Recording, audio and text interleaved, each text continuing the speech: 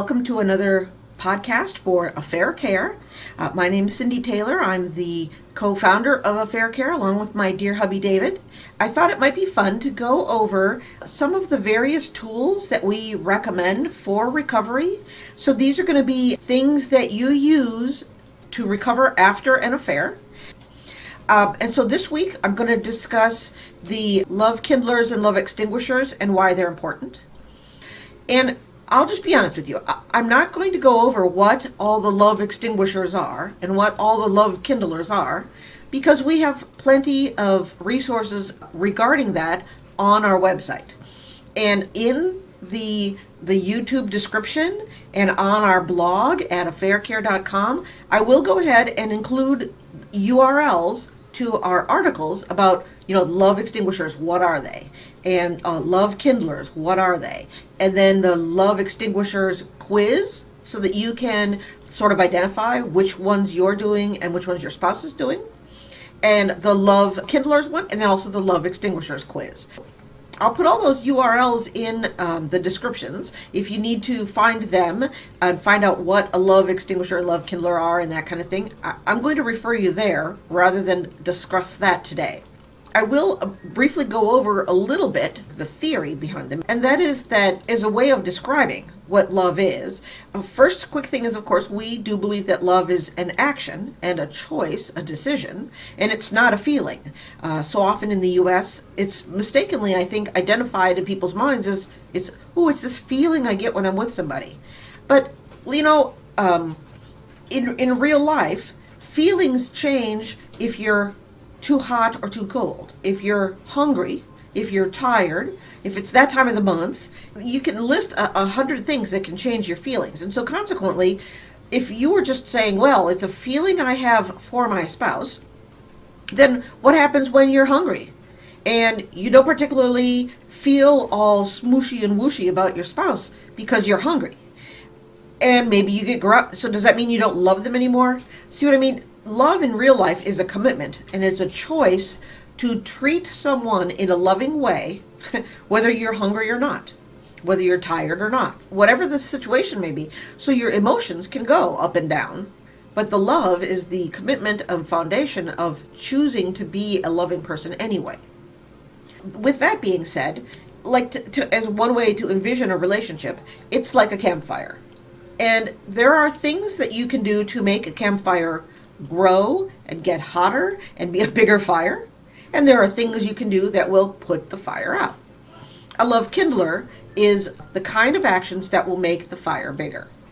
A love extinguisher are the kind of actions that will put out the fire of love.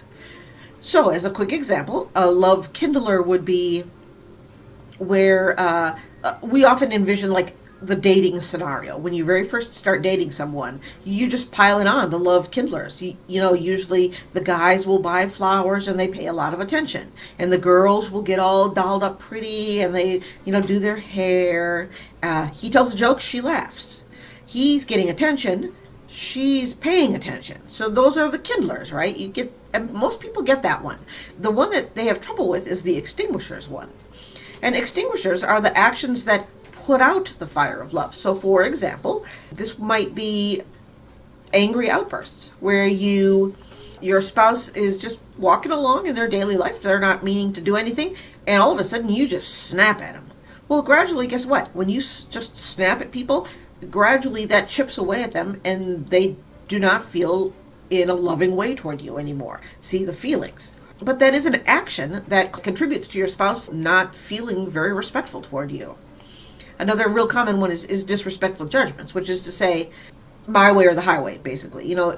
If you don't do the dishes my way, then you're wrong. Well, guess what? That is the kind of thing that chips away and erodes the love. And you keep chipping away at it, doing that stuff, those actions, you put out the fire. And if you're not then adding things, guess what? The love goes. And that's what happens to people quite frequently. They sort of go different ways like this because they're each doing the extinguisher things and putting it out without doing any kindler things to keep it growing. So that's the basic idea. And you can learn more on the links that we'll provide. But today we're talking about the love extinguishers and the love kindlers, and why they are important in reconciliation. Now, when someone is involved in an affair, the disloyal person, generally speaking, lies to their spouse about what they're doing and who they're doing it with. Sometimes people think, oh, well, they justify it in their head. Oh, it's just a little white lie. What they don't know doesn't hurt them. Malarkey like that. But the fact of the matter is, you are not being truthful, honest, and transparent with your spouse about what you're doing and who you're doing it with. So this is a big love extinguisher. It puts out a lot of love, and there's a lot of times the loyal spouse really struggles with having the flame of their, the fire in their relationship is almost put out because of these extinguishers that are constantly being dumped on them, and they're big ones to the loyal spouse. It's putting out the fire pretty darn quickly.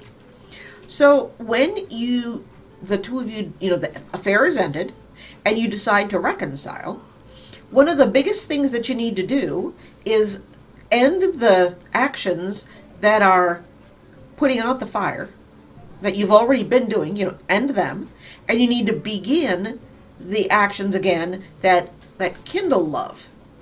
Now, back in the day when you guys were dating, there was something about your spouse that you really, really liked. So there's things within their natural personality that are attractive to you. If there's not, a pile of kindlers and there's not a pile of extinguishers, there are things about the person that you find, oh, that's like enjoyable, okay?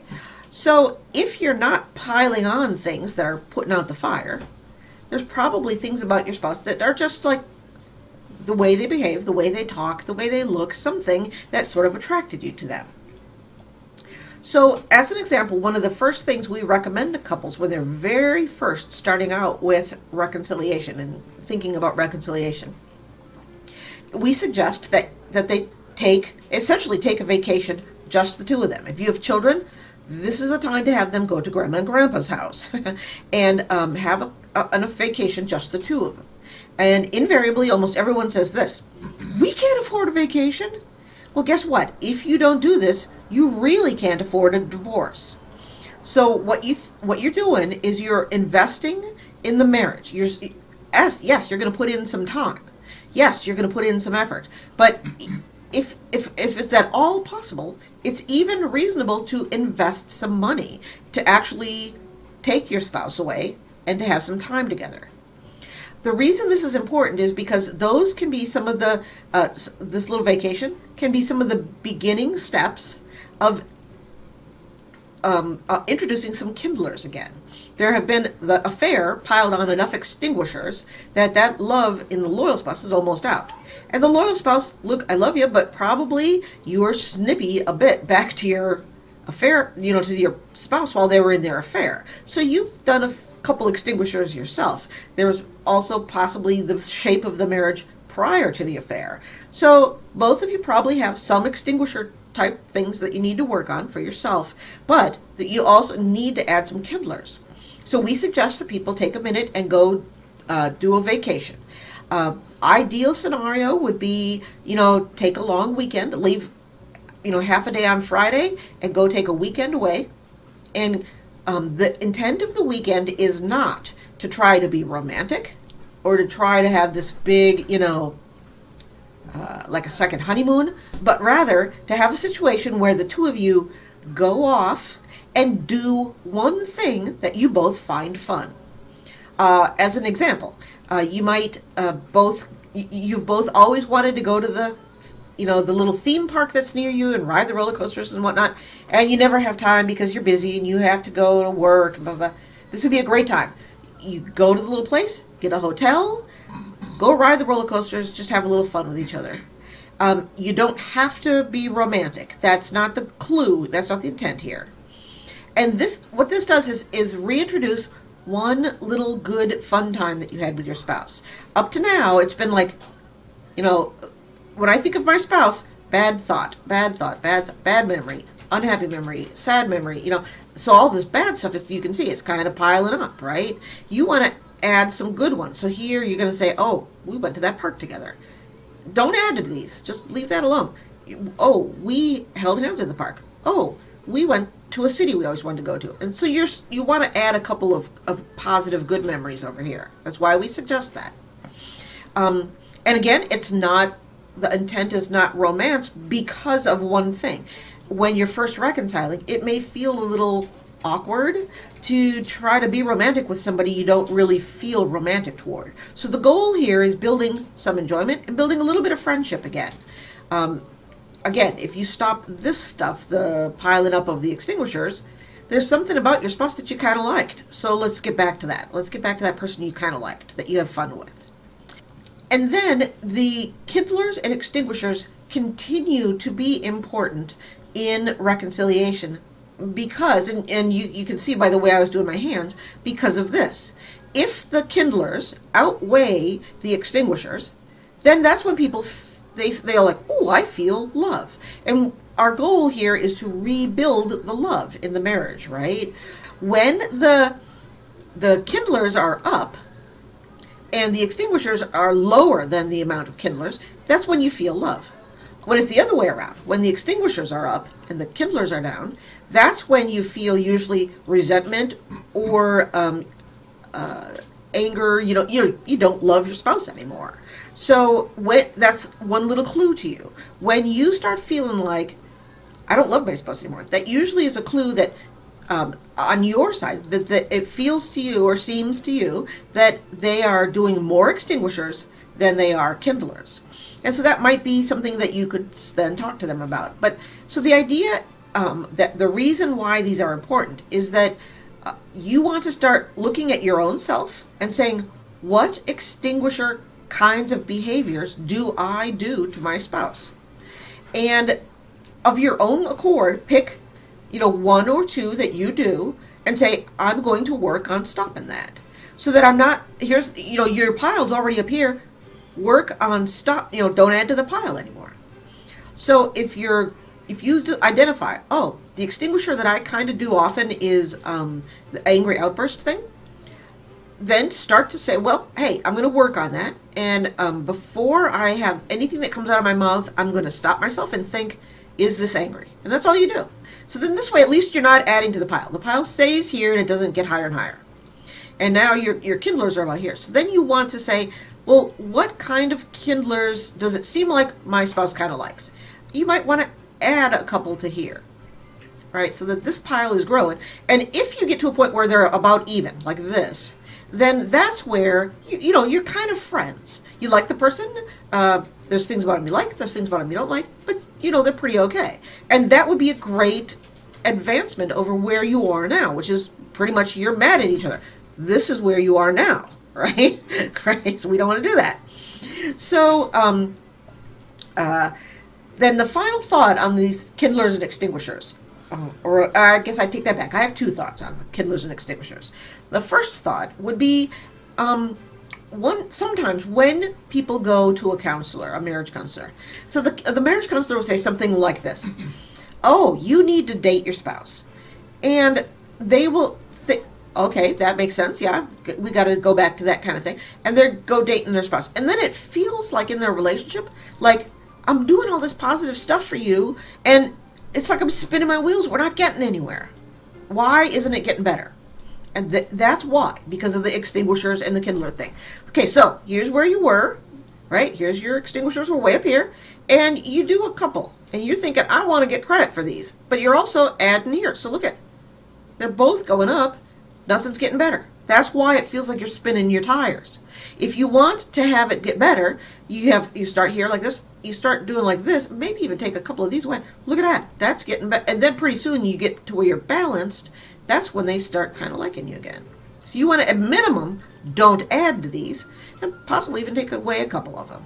Maybe apologize. Maybe stop doing them. Right? So you get to see how that would make. So if that's the case with you, where you've heard from your counselor, date your spouse, right? And you're not getting anywhere, even though you're doing datey stuff. That's why, is because you're still doing the extinguishers, or you haven't stopped doing a couple. It kind of lowered this side. So that's one. And then my second thought on the kindlers and extinguishers is this. When you first start off doing kindlers and extinguishers, it's a good idea for you to look at, do the quizzes, like the extinguisher quiz and the kindler quiz. And what you're thinking is this. I want to answer this the way I think my spouse would, or in other words, the clue is that I'm going to look at my own self and see if I can identify on my own an extinguisher that I think I do to my own spouse. And you want to also look at your kindlers and say, I'm going to look at those and see if I can identify which kind of kindlers I think are important to my spouse. And likewise, the ideal thing would be for your spouse to do the same. They're going to look at their own self and think, what extinguishers am I doing to my spouse? And hopefully pick one and start stopping it.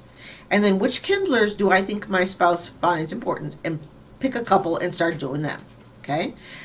Then as you get to a point where, like, okay, so you've done that and you got into maybe about like here, right? Where maybe you got a couple extinguishers still, but you're really getting closer to being balanced.